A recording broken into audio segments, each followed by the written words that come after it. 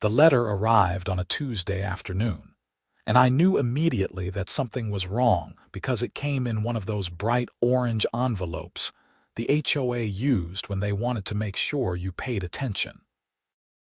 I had been living at 4782 Whispering Pines Drive in Roswell, Georgia, for exactly 9 months, and in that time, I had received precisely 0 communications from the Whispering Pines Homeowners Association that could be classified as friendly.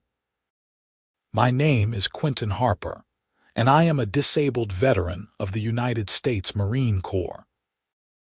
I served 2 tours in Afghanistan, and the second one left me with a titanium rod in my left leg, permanent nerve damage in my right hand, and a Purple Heart that sits in a drawer somewhere, because looking at it makes my chest feel tight.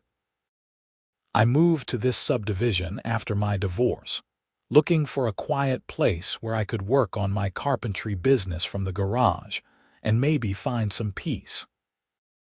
What I found instead was a neighborhood ruled by a homeowners association that seemed to have nothing better to do than measure the height of grass and count the number of decorative items on people's porches. I opened the orange envelope while standing at my mailbox, still wearing my work clothes covered in sawdust from the custom bookshelf I had been building for a client.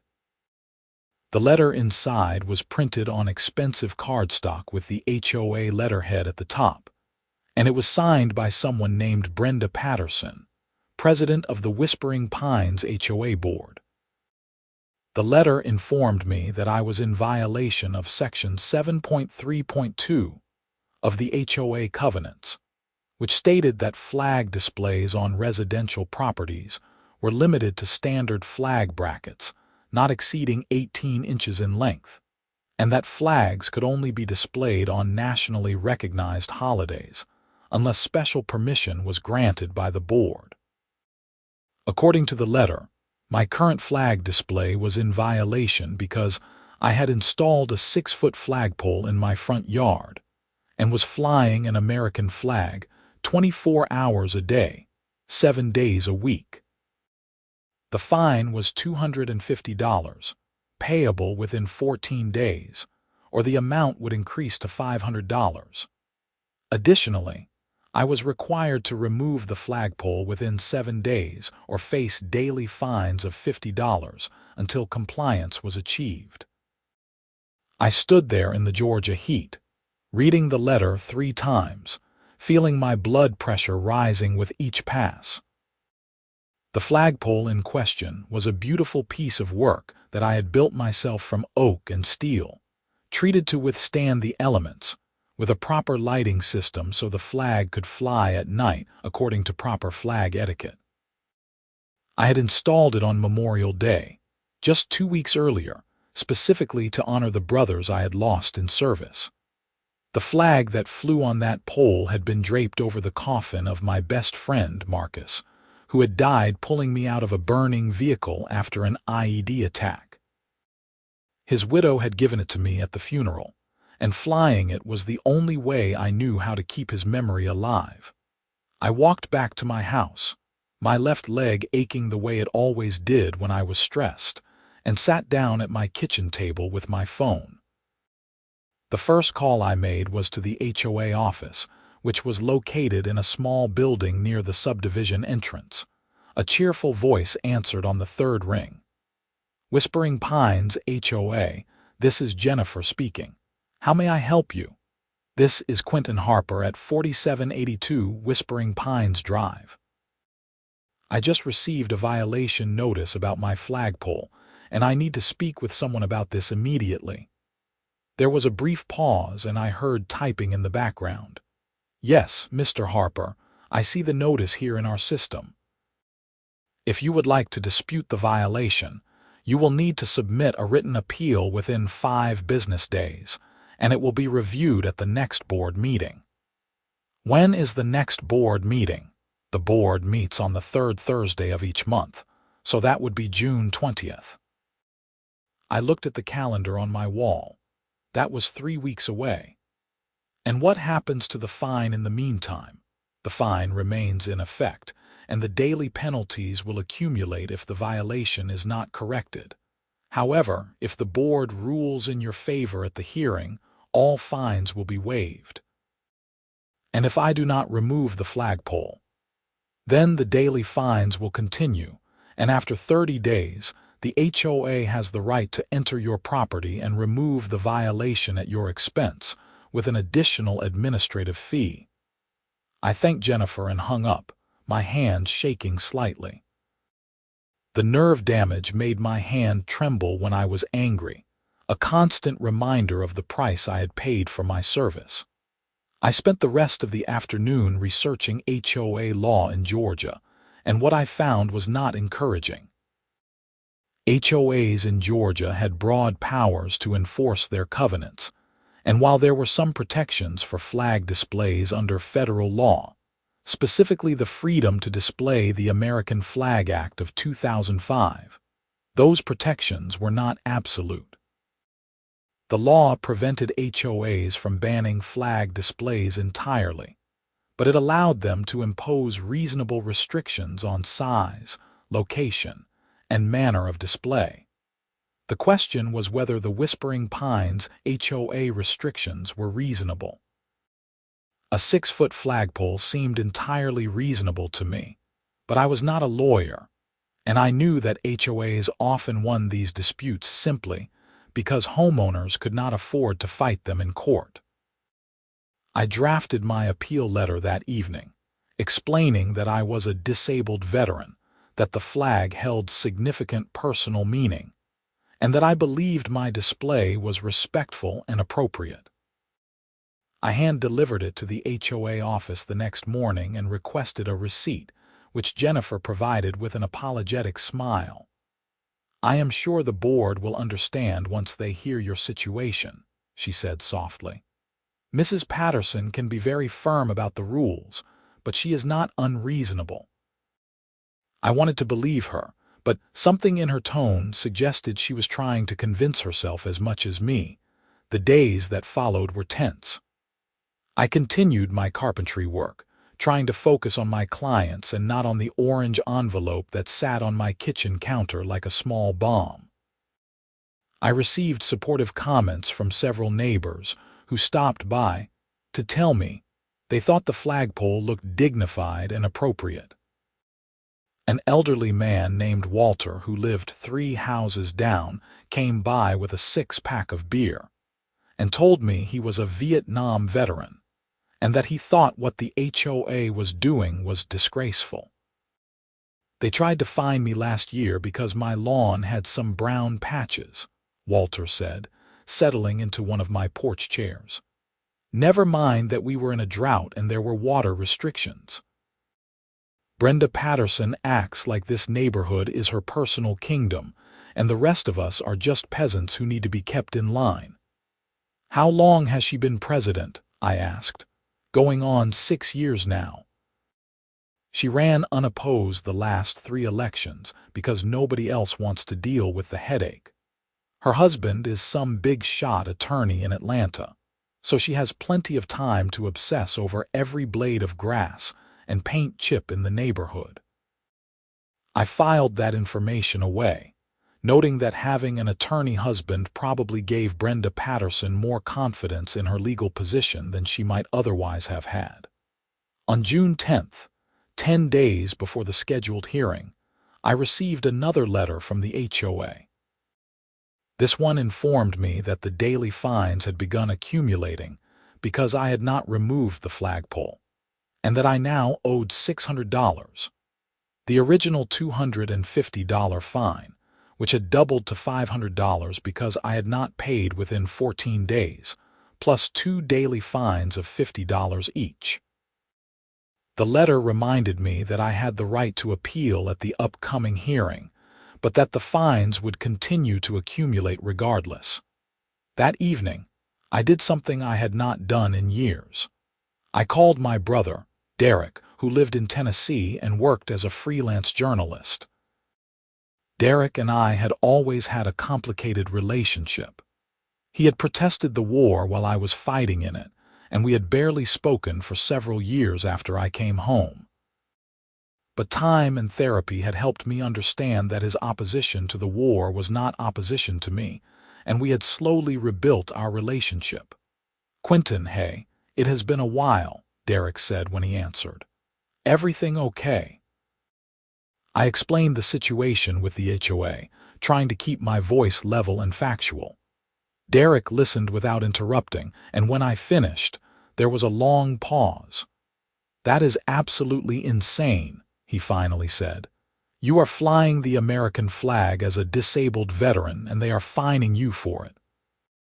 "According to their interpretation of the covenant, yes." "Have you talked to a lawyer?" "I cannot afford a lawyer, Derek. My business is doing okay, but I am not exactly rolling in money, and from what I have read, fighting an HOA in court can cost thousands of dollars even if you win." Another pause, and I could almost hear Derek's mind working. "What if I make some calls?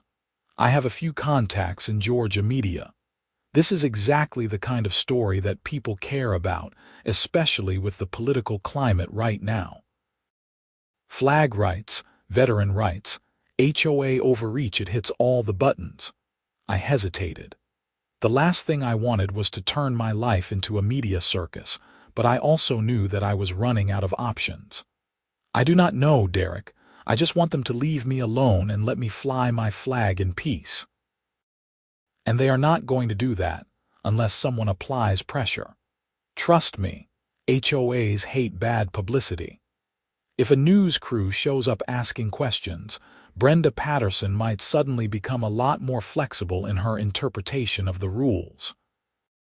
I thought about Marcus, about the promise I had made at his funeral to honor his memory. I thought about the flag flying outside my house, illuminated by the spotlight I had installed, visible to everyone who drove down Whispering Pines Drive.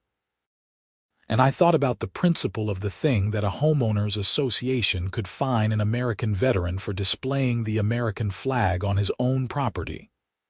"Okay," I said. "Make your calls." Derek worked fast. Within 2 days, I received a phone call from a reporter named Lisa Chen who worked for WSB TV, the ABC affiliate in Atlanta. She had a warm, professional voice and asked if she could come out to interview me and see the flagpole. We scheduled the interview for June 18th, 2 days before the HOA hearing. Lisa arrived with a cameraman named Tom, and they spent about an hour at my house. I showed them the flagpole, explained how I had built it, and told them about Marcus and why the flag was so important to me. I showed them the HOA letters and explained the fines that were accumulating. Lisa asked pointed questions about whether I thought the HOA was targeting me specifically, and I tried to be fair in my response. "I do not think they are targeting me as a veteran," I said carefully. "I think they are enforcing rules that they believe are legitimate, but I also think those rules are wrong when they prevent a veteran from honoring his fallen brothers." Lisa nodded, making notes. "We are going to reach out to the HOA for comment." "Is there anything else you think people should know?" I thought for a moment. "Just that this is not about me being special or wanting special treatment. This is about doing what is right. The flag code says the American flag should be displayed with respect and dignity. That is what I am doing. I am not flying it upside down or letting it touch the ground. I am not using it to sell cars or make a political statement. I am honoring the men and women who died serving this country, and I do not think any HOA rule should prevent that." The interview aired on the evening news on June 19th, the night before my hearing. I watched it at Walter's house because I could not bear to watch it alone. The segment was about 4 minutes long, and it was fair and balanced. Lisa showed my flagpole, played excerpts from our interview, and included footage of the HOA letters. She also included a statement from Brenda Patterson, who had clearly been caught off guard by the media inquiry. The Whispering Pines Homeowners Association has the utmost respect for our veterans and their service, Brenda said in the clip, standing in front of the HOA office building.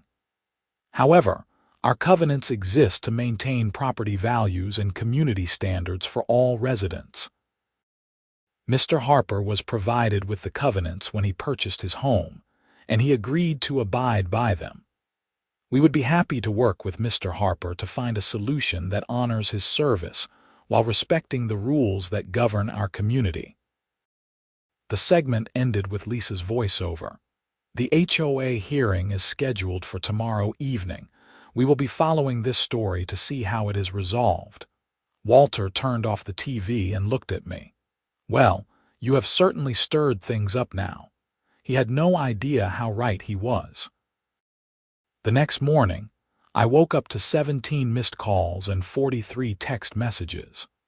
The story had apparently struck a nerve, because it had been picked up by several other news outlets and was trending on social media.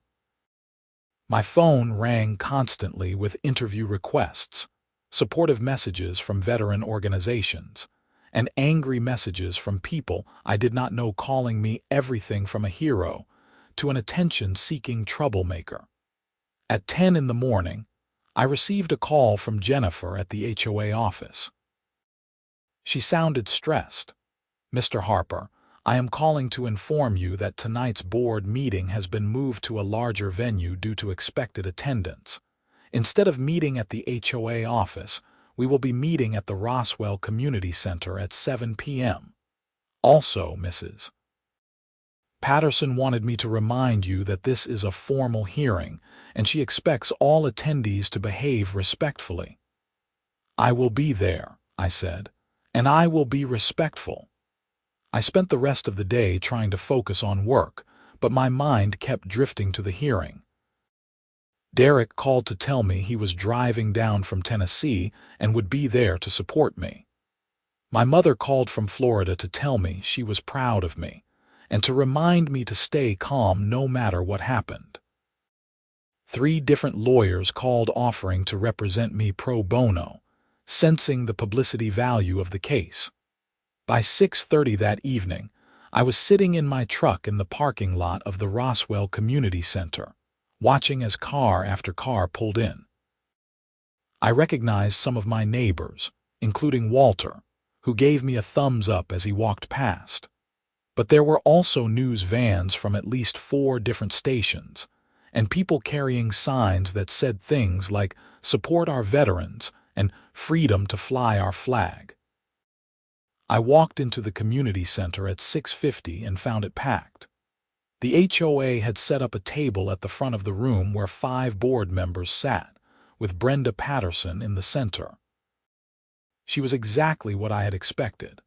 A woman in her early 50s with perfectly styled blonde hair, expensive jewelry, and an expression that suggested she had just smelled something unpleasant.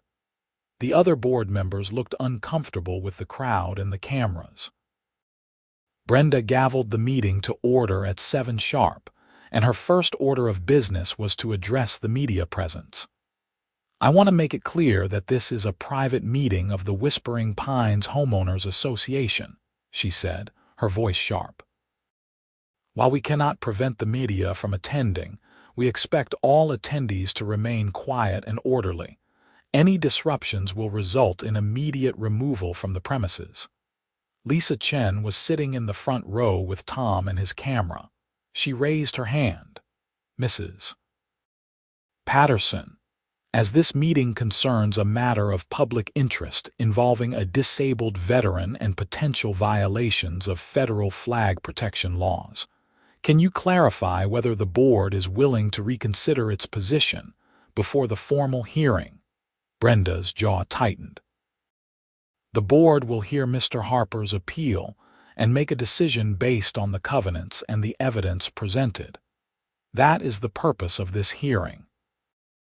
The meeting proceeded with typical HOA business for the first 20 minutes: approval of previous meeting minutes, a discussion of landscaping bids for the common areas, and a complaint about someone's garbage cans being visible from the street. I could feel the tension in the room building as people waited for my case to be called. Finally, Brenda looked at her agenda and said, "We will now hear the appeal of Quinton Harper regarding Violation Notice 2024-157, Unauthorized Flag Display. Mr. Harper, please come forward." I walked to the front of the room, my leg aching from sitting too long. There was no podium, so I stood facing the board table, very aware of the cameras pointing at me and the 100+ pairs of eyes watching.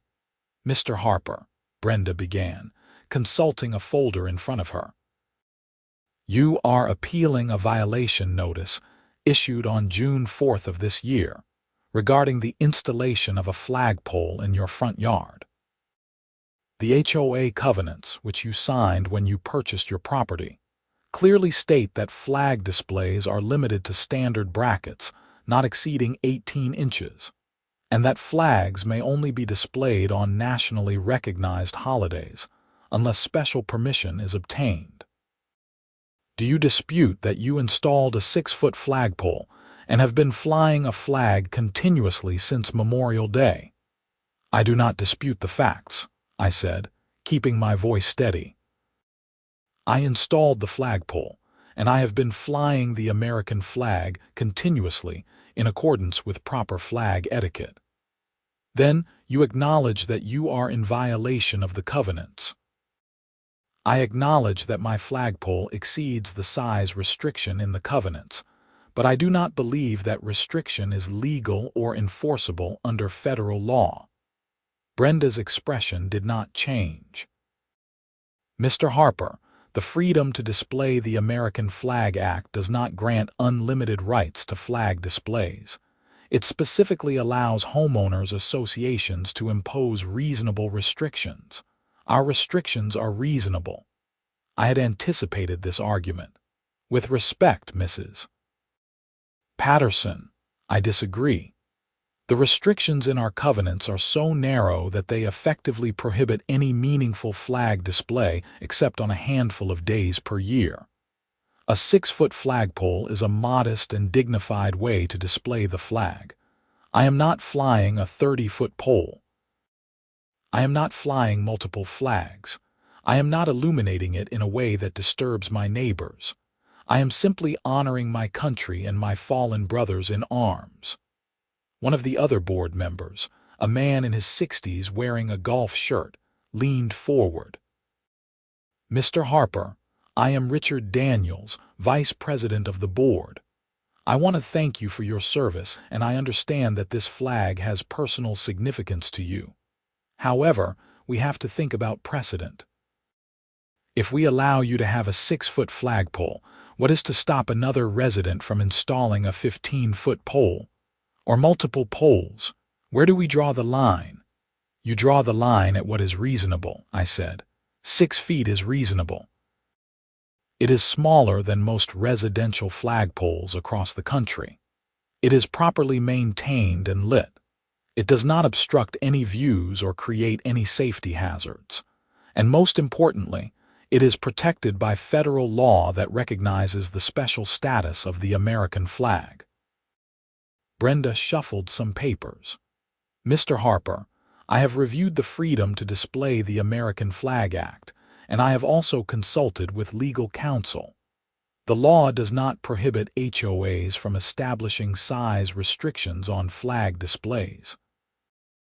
Our 18-inch bracket limitation is a reasonable restriction that allows homeowners to display the flag while maintaining the aesthetic character of the neighborhood." "An 18-inch bracket is a joke," I said, and I could hear my voice rising slightly. "That is basically a decoration. That is not a real flag display. And the idea that I can only fly the flag on holidays is absurd. The flag represents our country every day, not just on the 4th of July and Memorial Day." "Mr. Harper, please watch your tone," Brenda said coldly. Walter stood up in the audience. "Excuse me, I would like to speak in support of Mr. Harper's appeal." Brenda looked annoyed. "This is not an open forum, Mr. Thompson. This is a formal hearing." and I am a resident of this community, and I have the right to speak at HOA meetings. It is in your own bylaws, Section 12.4. Brenda consulted with the board member to her left, a woman with gray hair who was looking through a binder. After a whispered conversation, Brenda said, "Very well. You may speak for 2 minutes." Walter walked to the front and stood next to me. "I am Walter Thompson, and I have lived in Whispering Pines for 12 years. I am a Vietnam veteran, and I think what this board is doing is disgraceful. Quinton Harper served his country, was wounded in service, and now you are fining him for flying the American flag on his own property. You should be ashamed of yourselves." "Mr. Thompson," Brenda interrupted, "personal attacks are not appropriate." "It is not a personal attack, it is a statement of fact. This board has lost sight of what is important. You spend more time measuring grass and counting lawn ornaments than you do building community. Quinton's flagpole is beautiful, it is respectful, and it honors the men and women who died for this country. If you have any decency, you will drop these ridiculous fines and let the man fly his flag in peace." There was applause from the audience, and Brenda's face turned red. She banged the gavel 3 times. "Order! I will have order, or I will clear this room," she glared at Walter. "Your time is up, Mr. Thompson. Please sit down." Walter sat down, and Brenda turned back to me. "Mr. Harper, do you have anything else to add to your appeal?" I took a deep breath. "Just this. I did not install that flagpole to cause trouble or to thumb my nose at the HOA. I installed it because I needed a way to honor my best friend, who died saving my life in Afghanistan. His name was Marcus Reed, and his widow gave me the flag that flew over his coffin. Every morning when I wake up, I look out my window and see that flag, and I remember why I served and what he sacrificed. I am asking this board to recognize that some things are more important than covenant restrictions. I am asking you to respect my right to honor my country and my fallen brothers. And I am asking you to drop these fines and let me keep my flagpole." The room was silent. I could see some of the board members shifting uncomfortably in their seats. Brenda, however, looked unmoved. "The board will take your appeal under advisement and will vote in closed session. You will be notified of our decision within 5 business days. This hearing is adjourned." She banged the gavel, and the board members stood and filed out through a side door, leaving the audience muttering and angry. Lisa Chen approached me immediately. "Mr. Harper, can I get your reaction to the hearing?" I said what I needed to say. "Now we wait for their decision. Do you think they will rule in your favor?" I looked at the door where Brenda Patterson had disappeared. "Honestly, I have no idea." The next 3 days were a blur of media attention and community support.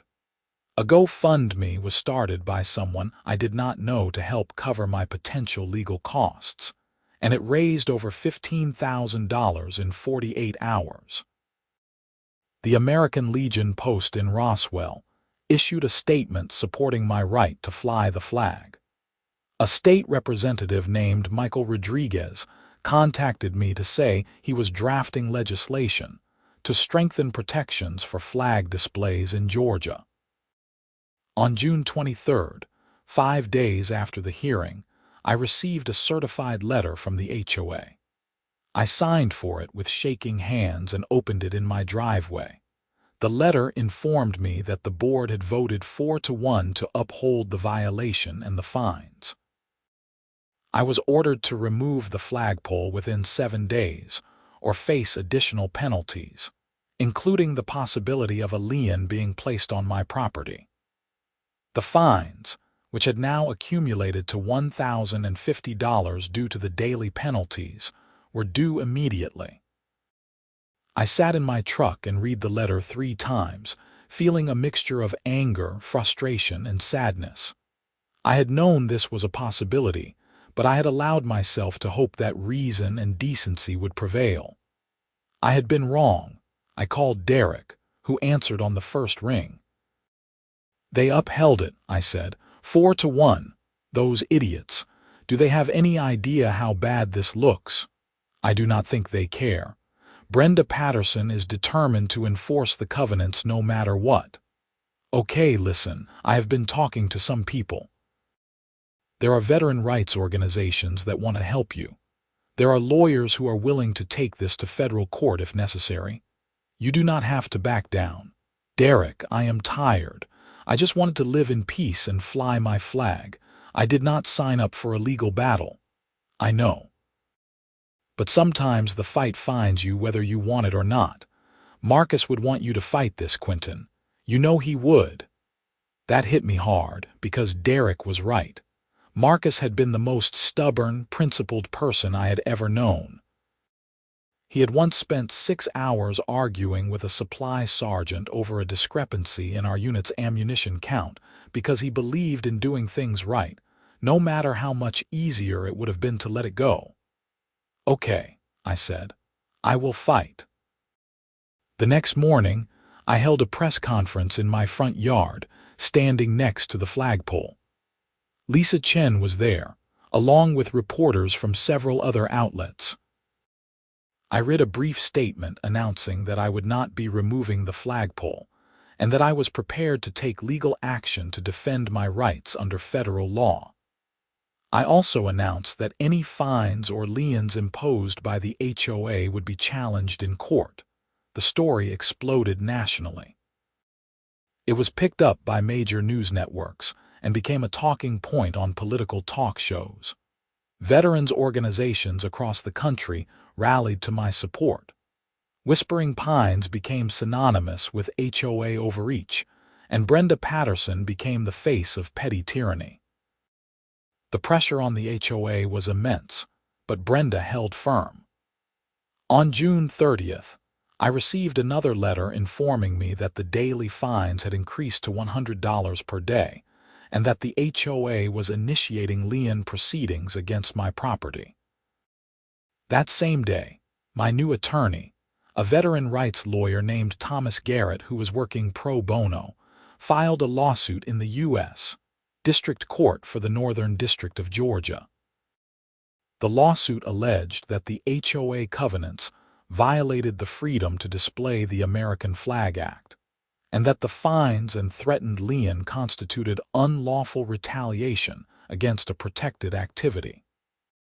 The lawsuit also included claims that Brenda Patterson had made several concerning statements during HOA meetings that suggested personal animus rather than legitimate covenant enforcement.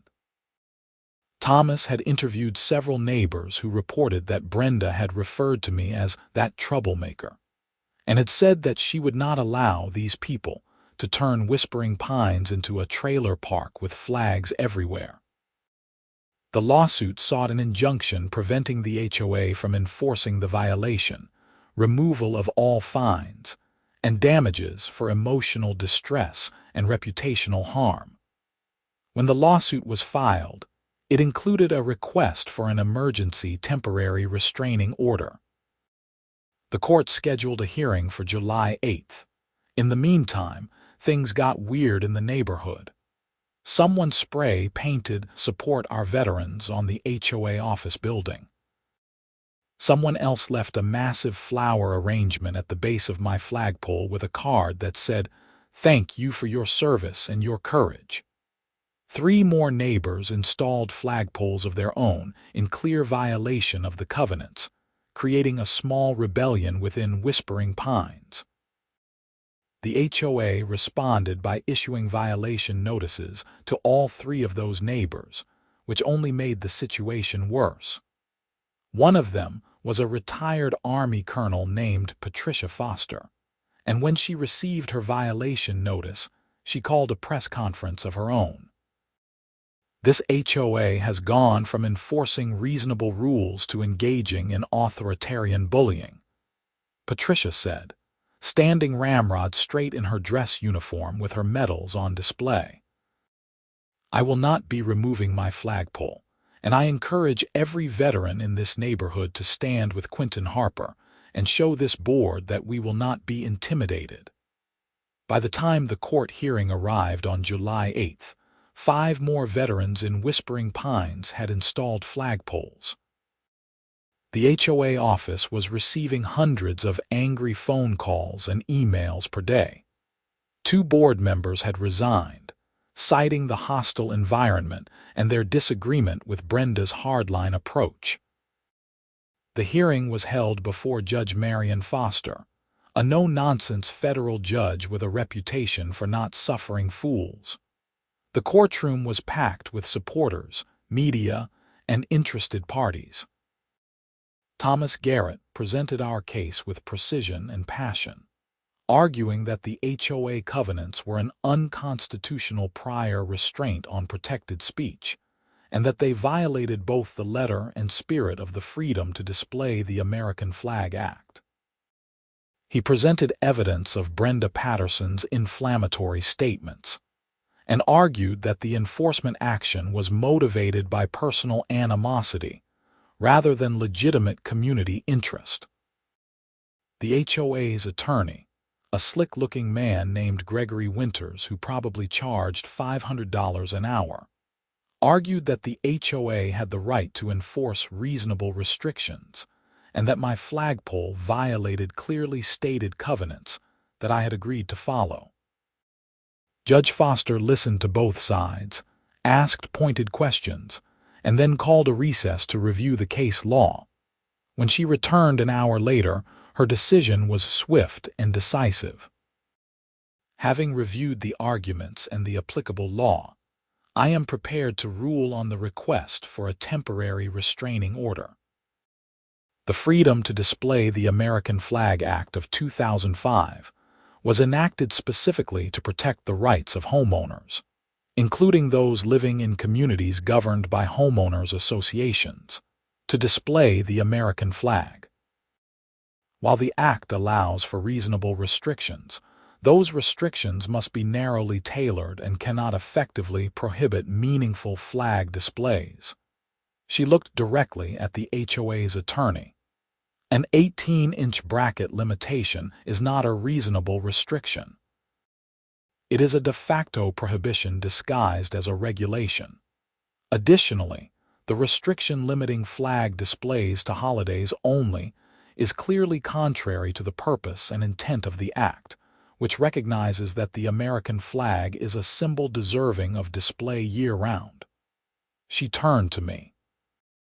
"Mr. Harper, I am granting your request for a temporary restraining order. The HOA is prohibited from enforcing the violation notice, imposing any fines, or taking any action against you related to your flag display pending a full hearing on the merits. Furthermore, all fines currently assessed are hereby suspended." The courtroom erupted in applause and the judge banged her gavel. "Order, this is still a courtroom." As we filed out of the courthouse, Thomas put his hand on my shoulder. "That was a good start, but this is not over. They can still appeal and we still have to win on the merits at the full hearing." "I understand, but this feels like progress." It was progress, but it also made Brenda Patterson desperate, and desperate people make mistakes. 2 weeks later, on July 22nd, I received a call from Jennifer at the HOA office. She sounded nervous. "Mr. Harper, I am calling to inform you that there has been an incident. Someone damaged your flagpole last night. We have filed a police report, but I wanted to let you know directly." I drove home immediately to find my flagpole lying on the ground, cut through at the base with what looked like a saw. The flag was dirty and tangled, and the lighting system had been smashed. I stood there staring at it, feeling a rage I had not felt since Afghanistan. Walter came over, took one look at the scene, and called the police while I carefully folded the flag. The Roswell Police Department sent an officer named Daniel Ortiz, who documented the scene, took photographs, and asked me questions about potential suspects. "You have any security cameras?" he asked. No, I never thought I would need them in a residential neighborhood. What about neighbors? Anyone see or hear anything? Walter spoke up. I am going to check my Ring doorbell footage. My camera faces the street and might have caught something. 15 minutes later, Walter came back with his phone, and what he showed us changed everything. The footage, time-stamped at 2:30 in the morning, clearly showed a silver Mercedes SUV pulling up to my house. A figure got out. It was too dark to make out details, but the person was wearing dark clothing and carrying what looked like a large bag. The person approached my flagpole, and for the next 10 minutes, the camera captured the unmistakable sound of sawing, followed by the crash of the pole falling. The person then got back in the Mercedes and drove away. Can you zoom in on the license plate? Officer Ortiz asked. Walter manipulated the footage, and while the image was grainy, the plate was partially visible. Officer Ortiz wrote down the numbers and letters he could make out. I will run this and see what comes up, he said. Mr. Harper, I want you to know that this is being treated as vandalism and destruction of property, which is a serious offense. If we identify the perpetrator, they will face criminal charges. 3 days later, Officer Ortiz called me with news that made my stomach drop. Mr. Harper, we identified the vehicle. It is registered to Richard Daniels, the vice president of your HOA board. We would like to bring him in for questioning, but I wanted to inform you first. Richard Daniels. The guy who seemed sympathetic at the hearing. That is what our records show. Do you want to press charges if it turns out he was involved? Absolutely. I do not care who he is or what position he holds. He destroyed my property. The next day, Richard Daniels was arrested at his home and charged with criminal damage to property in the 2nd degree, a misdemeanor in Georgia that carried potential jail time and fines.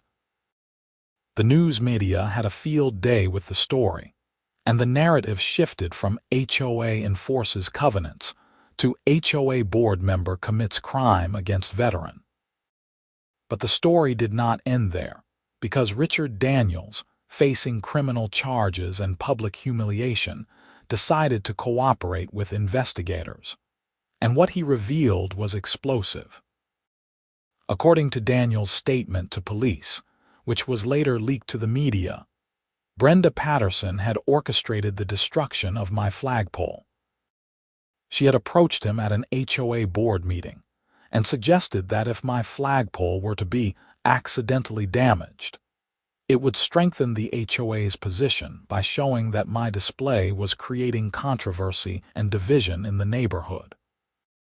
Daniels claimed he had been reluctant, but went along with the plan because Brenda had threatened to remove him from the board if he did not support her. Brenda Patterson was arrested on August 2nd and charged with conspiracy to commit criminal damage to property. Her attorney husband immediately hired a high-powered defense team, but the damage to her reputation was irreversible. The revelation that the HOA president had orchestrated an attack on a disabled veteran's flag display became a national scandal. The remaining HOA board members held an emergency meeting and voted unanimously to remove Brenda Patterson from her position. They also voted to suspend all enforcement actions related to flag displays, pending a comprehensive review of the covenants. My lawsuit, meanwhile, moved forward to a full hearing in September. By that point, the HOA had new leadership, including Patricia Foster, who had been elected as interim president. The new board, seeking to distance itself from the Brenda Patterson era, negotiated a settlement. Under the terms of the settlement, the HOA agreed to amend its covenants to allow flagpoles up to 8 feet in height for the display of the American flag, with reasonable restrictions on location and lighting to prevent nuisance. All fines against me and the other veterans who had installed flagpoles were permanently waived. The HOA also agreed to pay $50,000 to a veterans charity of my choice as a gesture of goodwill and to cover my legal fees. Most importantly, the settlement included a formal apology from the board acknowledging that the previous enforcement actions had been heavy-handed and contrary to the spirit of community that Whispering Pines should represent. Brenda Patterson and Richard Daniels both pled guilty to reduced charges in November. Brenda received 12 months of probation, 200 hours of community service, and a fine of $5,000. Richard received 6 months of probation and 100 hours of community service. Both were ordered to stay away from me and from HOA property. I used the settlement money to donate to the Semper Fi Fund, an organization that supports wounded veterans. I also replaced my flagpole, this time with an even better design that included a solar-powered lighting system and a plaque at the base that read, "In memory of Sergeant Marcus Reid, USMC, who gave his life for his brothers and his country." The story of what happened in Whispering Pines had far-reaching effects. State Representative Michael Rodriguez successfully pushed through legislation strengthening protections for flag displays in Georgia HOAs. Similar legislation was introduced in several other states. Veterans organizations across the country used my case as an example of why HOA regulations needed to be balanced against fundamental rights. More importantly, the culture in Whispering Pines changed. The new HOA board, led by Patricia Foster, took a more community-focused approach. They organized neighborhood events, established a community garden, and generally worked to build relationships rather than enforce petty rules. Violation notices for minor infractions became rare. The focus shifted to genuine community concerns like safety and maintenance, rather than measuring grass height and counting decorative items. Walter and I became close friends, spending many evenings sitting on my porch, drinking beer and watching the flag wave in the breeze. Other veterans in the neighborhood installed their own flagpoles, creating a small display of patriotism on our street that became a source of pride rather than controversy. Derek wrote a long-form article about the entire saga that was published in The Atlantic and won a regional journalism award. My relationship with my brother, which had been strained for so many years, was fully repaired through our shared fight against injustice. My carpentry business thrived, partly because of the publicity but mostly because I was finally able to focus on my work without the constant stress of HOA harassment. I hired an apprentice, a young Marine veteran named Daniel who was struggling to find his place after leaving the service. Teaching him the trade gave me a sense of purpose I had not felt in years. On Memorial Day the following year, nearly 12 months after I had first installed my flagpole, Whispering Pines held its first community Memorial Day ceremony. More than 200 residents gathered in the common area, and I was asked to speak about the meaning of the holiday. I stood before my neighbors, many of whom had supported me through the long fight, and talked about Marcus. I talked about the brothers and sisters who had not come home, about the cost of freedom, and about the importance of remembering.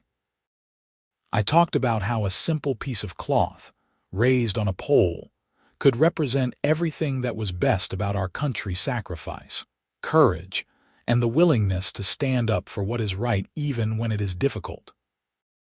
After the ceremony, a young girl, maybe 7 or 8 years old, approached me shyly. Her father, who I recognized as a neighbor from 3 streets over, stood behind her encouragingly. "Mr. Harper," she said softly, "thank you for fighting to keep your flag. My grandpa was in the Navy, and seeing your flag makes me think of him." I knelt down, my leg protesting, and smiled at her. "What was your grandpa's name?" "Robert. Robert Chen. He died before I was born, but my dad tells me stories about him." "Well, when I raise my flag every morning, I will think about your grandpa Robert too. And I will remember that he served so that kids like you could grow up free and safe." She gave me a hug and ran back to her father, who nodded at me with tears in his eyes. As the sun set that evening, I stood in my front yard and raised a new flag, a gift from the American Legion. It was larger and more beautiful than the one that had been flying before, and as I secured it and stepped back to watch it catch the breeze, I felt a sense of peace that had eluded me for years. The fight had been hard, and there had been moments when I had wanted to give up, to just remove the flagpole and avoid the conflict. But I had learned something important through the whole ordeal. Some things are worth fighting for, not because the fight is easy, but because the principle matters. Marcus had died fighting for those principles. The least I could do was fight to honor his memory. The flag waved against the darkening sky, illuminated by the solar lights that would keep it visible through the night. 50 stars and 13 stripes, representing a nation built on the idea that all people deserve freedom and dignity. It was not a perfect nation, no nation was, but it was worth defending, worth honoring, and worth remembering. I thought about Brenda Patterson, about how her determination to enforce petty rules had spiraled into criminal behavior and destroyed her reputation.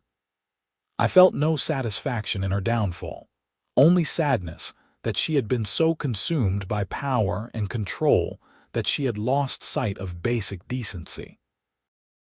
I thought about the neighbors who had stood with me, who had risked their own fines and conflicts to support what was right.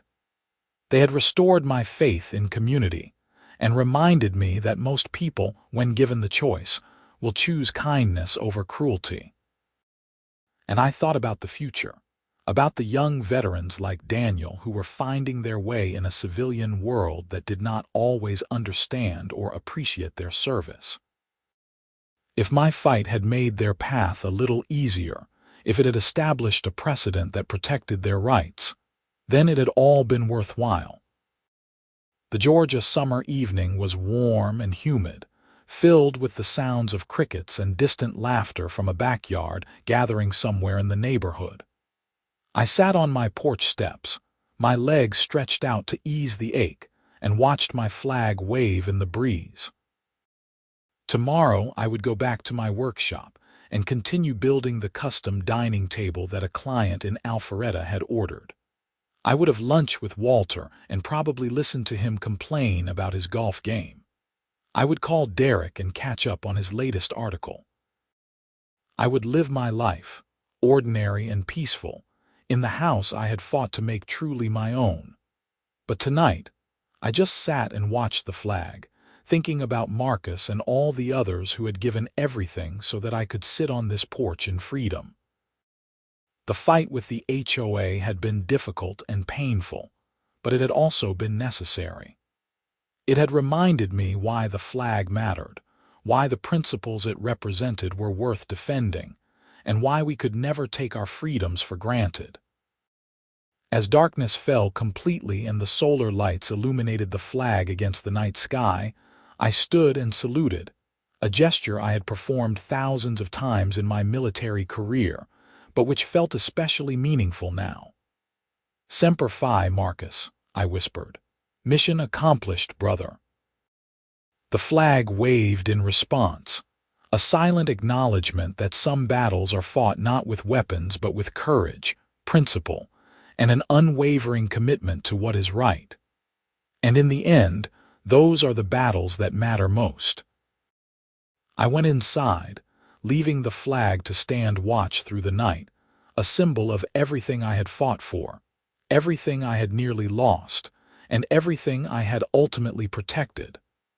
Tomorrow would bring new challenges, new projects, new moments of joy and struggle. But tonight, I had peace, and I had won the right to honor my brothers in the way that felt most true.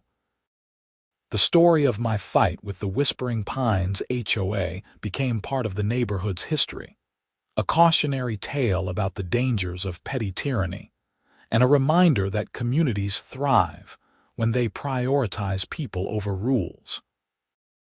Children growing up in the neighborhood would hear about it, would see the row of flagpoles on my street, and would understand that standing up for what is right sometimes requires courage, but is always worth the cost. And every morning when the sun rose over Roswell, Georgia, my flag would be there, waving proudly, a testament to sacrifice, honor, and the unbreakable spirit of those who serve. Not because an HOA allowed it, but because it was my right as an American, a veteran, and a free man to honor my country and my fallen brothers in the way I saw fit. That flag would fly as long as I lived in that house, and beyond if I had any say in it. It would fly through storms and sunshine, through seasons and years, a constant reminder that freedom is never free, and that the price paid by those who serve should never be forgotten or diminished by petty bureaucrats more concerned with property values than human values. In the end, the fight was not really about the flag or the HOA or even about me. It was about the principle that in America, we have the right to honor what we hold sacred, to display our patriotism without fear of punishment, and to stand up against injustice, even when it comes from unexpected sources. Brenda Patterson had tried to take that right away, had weaponized HOA rules to punish behavior she personally disliked, and had ultimately resorted to criminal activity when her legitimate authority was challenged. She had lost everything in the process: her position, her reputation, her freedom, because she had forgotten the most basic lesson of leadership. With power comes responsibility, and that responsibility includes respecting the rights and dignity of those you serve. The new HOA board understood this lesson. Under Patricia Foster's leadership, Whispering Pines became a model for how homeowners associations could maintain standards while respecting individual rights and building genuine community. Other HOAs in Georgia and beyond studied their approach, incorporating more flexible and humane policies into their own governance. My flagpole stood as a symbol of that change, a reminder that sometimes one person standing up for what is right can create ripples that extend far beyond their own circumstances. As I prepared for bed that Memorial Day night, I took one last look out my window at the flag, illuminated and beautiful against the dark sky. I thought about the journey that had brought me to this moment: the war, the wounds, the divorce, the move to Whispering Pines, the fight with the HOA, and finally, this hard-won peace. It had not been the quiet retirement I had imagined when I first bought the house on Whispering Pines Drive. But it had been meaningful, and it had given me a renewed sense of purpose. I had fought for my country overseas, and I had fought for my rights at home. Both battles had left scars, but both had also shown me the strength of the human spirit when confronted with injustice. I slept well that night, better than I had in years, knowing that my flag would be there in the morning and the morning after that, and every morning for as long as I called Whispering Pines home. It was a simple thing, really a piece of fabric on a pole, but it meant everything to me and to the brothers who could not be here to see it fly. And that, in the end, was worth every moment of the fight.